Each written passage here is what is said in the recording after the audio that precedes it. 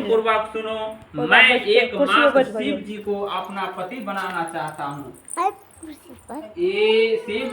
मैं एकमात्र शिव जी को अपना पति बनाना चाहता हूँ। इसमें कुछ भी सेंस नहीं। मेरी इस विचार को पिताजी ने ठुकरा दिए हैं, इससे मैं अपने शरीर को त्याग दूंगी। पार्वती जी की इस बात को सुनकर सखिया ने कहा कि शरीर का त्याग न करो, चलो किसी ऐसे वन में को चले जहाँ पिता को पता न लगे। ऐसी सलाह कर तुम वैसे वन में जा पहुंची। इधर तुम्हारे पिता घर घर तुम्हें खोजने लगे। दूतों द्वारा भी खबर लेने लगे कि कौन देवता या किन मेरी पुत्री को हर ले गया है। उन्होंने मन ही मन कहा मैं नारद जी के आगे प्रतिज्ञा कर चुका हूँ कि अपनी पुत्री भगवान विष्णु को दूंगा। ऐसे सोचते सोचते हिमवान मूर्छित हो गए। गिरिराज को मूर्छित देखकर सब लोग हाहाकार करते दौड़ पड़े। जब होश आया तो सब पूछने लगे कि गिरिराज आप अपनी मूर्छा का कारण बताइए। हिमवान ने कहा आप लोग मेरी दुख का कारण सुनो। न मालूम कौन मेरी कन्या को हर ले गया है। ऐसा नहीं हुआ तो उसे किसी काले सांप ने काट लिया या सिंह खा गए होंगे। हाय हाय मेरी बेटी कहाँ गई? किसी दुष्ट ने मेरी पुत्री को मार डाला। ऐसा कह हुए वायु के झोंके से कांपते हुए वृक्ष के समान कांपने लगे। इसके बाद हिमवान तुम्हें वन वन खोजने लगे। वह वन भी सिंह भालू हिंसक जंतुओं से बड़ा भयानक हो रहा था।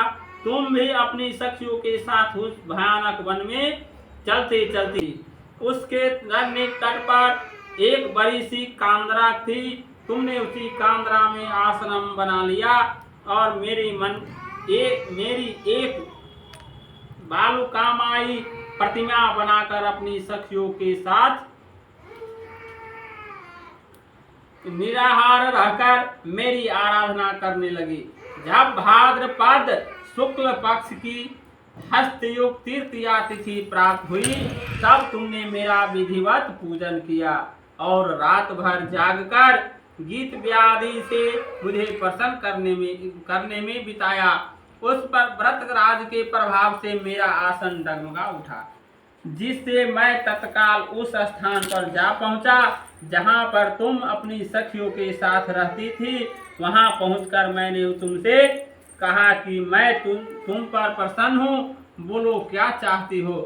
तूने कहा मेरे देवता यदि आप मेरे ऊपर प्रसन्न हो तो मेरी पति बने। मेरे तथास्तु कहकर कैलाश पर्वत पर वापस आने पर तुमने वह प्रतिमा नदी में प्रवाहित कर दी और सखियों के साथ उस महाव्रत का पारण किया। हिमवान भी तब तक उन वन में तुम्हें खोजते हुए आ पहुंचे।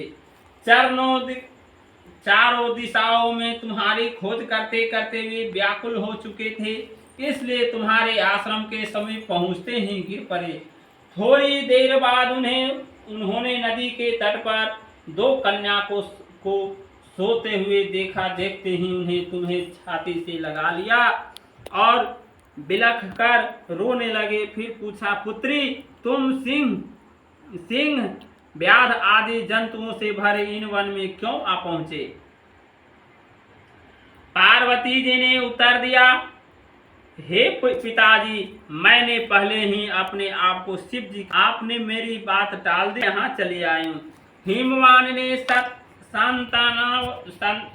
सांत्वना दी कि हे पुत्री, मैं तुम्हारी इच्छा के विरुद्ध कुछ न करूँगा। मैं तुम्हें अपने साथ ले घर आए और मेरे साथ तुम्हारा विवाह कर दिए। इसी से तुमने मेरा अर्ध आसन पाया है। तुम तब से आज तक किसी के सामने मुझे यह व्रत प्रकट करने का अवसर नहीं प्राप्त हुआ। हे देवी, मैं यह बताता हूँ कि इस व्रत का हरिताल का नाम क्यों पड़ा। तुमको सखिया हर ले गई थी, इसीलिए हरिताल का नाम पड़ा है। पार्वती जी ने कहा, हे प्रभु, आपने नाम तो बताया, अब इसकी विधि भी बताइए। इसका क्या पुण्य है और क्या फल है, यह व्रत कौन करे। श्री शिव जी पार्वती जी से कहते हैं, हे देवी, मैंने समस्त स्त्री जाति की भलाई के लिए यह उत्तम व्रत बतलाता हूँ। जो स्त्री अपने सौभाग्य की रक्षा करना चाहती हो, वह यत्न पूर्वक इस व्रत को करे। केले के खंभे आदि से सुशोभित एक सुंदर मंडप बनावे। इसमें रंग बिरंगे के रेशमी कपड़ों से चंदवा लगाकर चंदन आदि सुगंधित द्रव्यों से वह मंडप लिपवावे। फिर शंख, भेरी, मृदंग आदि बाजे बजाते हुए बहुत से लोग एकत्रित होकर तरह तरह के मंगलाचरण